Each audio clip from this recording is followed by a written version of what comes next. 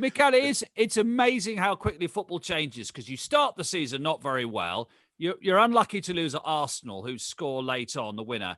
And then I'm talking about we in the media now, look at the fixtures and go, blimey, West Ham, you haven't had a great start. And then you go and thump Leicester at Leicester. You thump Wolves, amazing comeback against Tottenham, hold Manchester City, and suddenly it looks like a different season, doesn't it? How do you explain that turnaround, as it were? Or were the seeds in there early, particularly in the Arsenal match when you did play well? Like, the seeds are definitely in there early. It's one of those ones where, like, against Newcastle, all right, we didn't play the best. I'm not gonna lie, it wasn't the best of games. It was an ugly game to watch as well. But I feel we should have had a penalty in that game.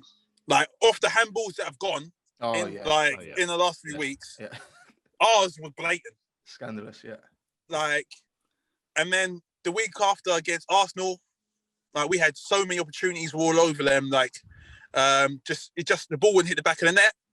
Then in the final thirds of the game, I believe we should have had a penalty then as well.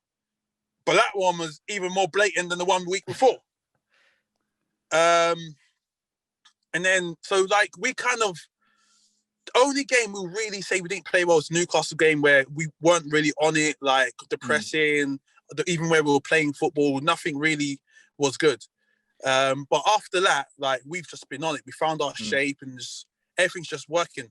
Did you guys have a meeting about the whole handball situation? Because they've changed the interpretation without really, definitely they haven't spoke to us. Yeah, so they didn't come in, but we had a presentation about it.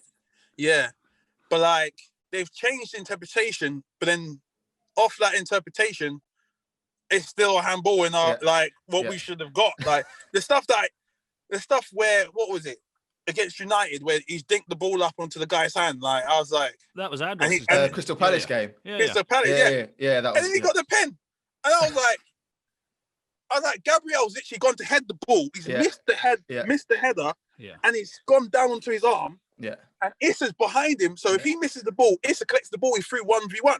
Yeah. And they go, that's not handball. The next one against Newcastle, I think someone's kicked the ball straight onto Hendrick's arm across goal. So it's going across goal. So some could be at back post. I can't really remember, but he's on the goal line. It's not going in. He's on the goal line. He's hit his arm. How's that not a pen? Like, but then I've seen other pens that are so much easier.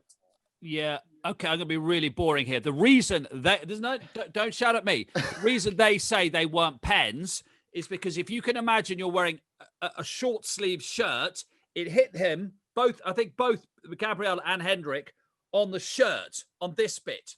And they say Gabriel was more like forearm. Well, yeah, it was on the sort of, on the line of the shirt. But what's interesting is, obviously, Andros and his teammates got that penalty against Lindelof.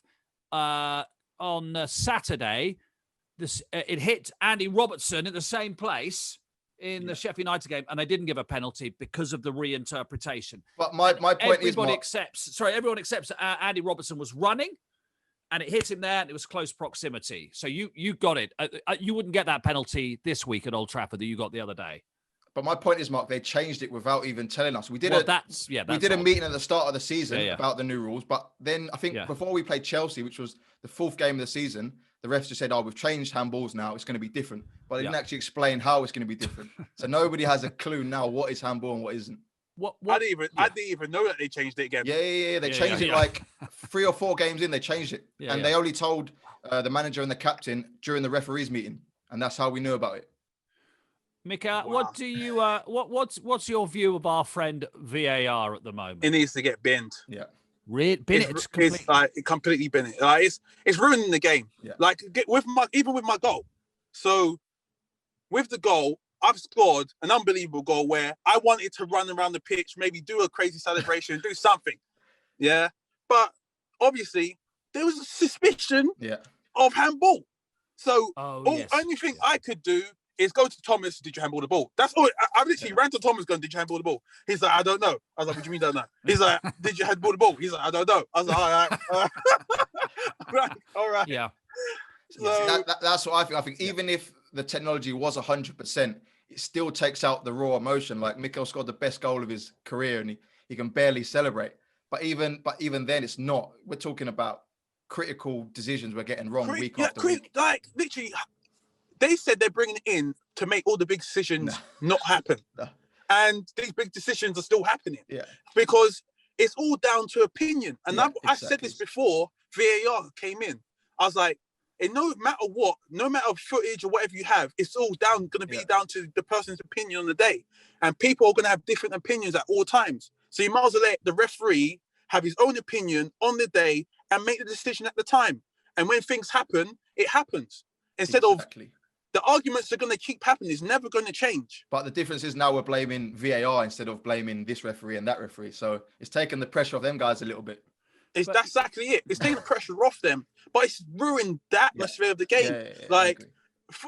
It's going to get to a stage where football's going to be like, it's going to get to a stage where it's just, there's going to be no actual passion left. Yeah. Because you're always going to jog back to the halfway line. And because presumably, I mean, you knew you weren't offside, Michail, but there might be times when you score. In the old days, you'd had a quick look at the line. No, flags down. I've scored. We're off. You quick look, wasn't it? Literally that. Yeah. But you don't even have that now. You, as you said, because it was Thomas Souček may have handled it. They looked at it 3 or 4 times. But as you say, you're slightly waiting around. By which stage, goal given, probably all you want to muster by then is a handshake because it's gone, hasn't it? The moment's gone. I've walked back to the halfway line.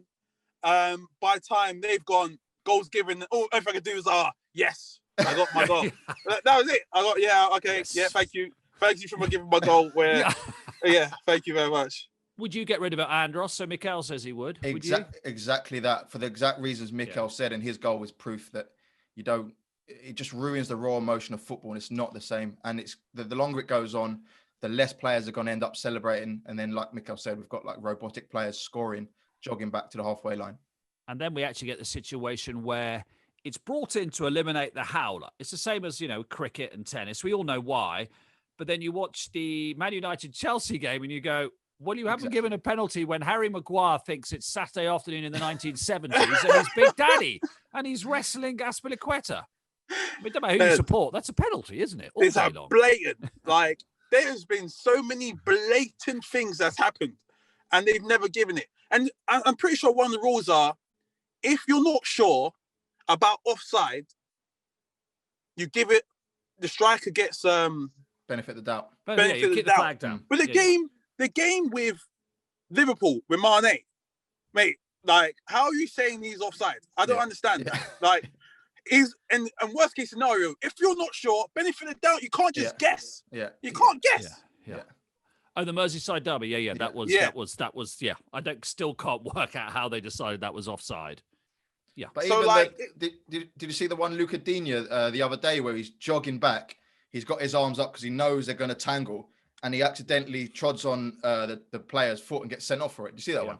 Yeah, I saw that. Ridiculous. It's like there's so many challenges that are going. I understand looking at challenges maybe after the game.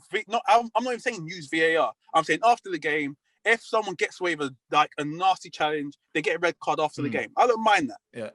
Yeah. But VAR's ruined the game during the game. I think you need people that have played the game that know he's made a genuine attempt to get the ball there. He may have been late, he may have caught him, but it's a yellow card because he made a genuine attempt. Whereas refs, they don't really understand. They just see it's high on the leg. I completely agree with that because that's one thing I was going to say to somebody.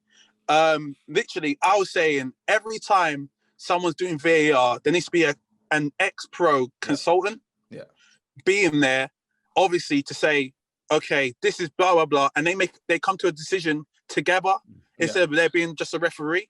No, I fully agree. I'm nodding because I work with Dion Dublin and Don Hutchison every week on the international channel, and they say that every week. And they were talking about the Luca Digne. They said, I can tell you, Luca Digne, that's an accident. He's just got it wrong. But he knows, he's got his arms in there because he knows there could be a tangle. Yeah.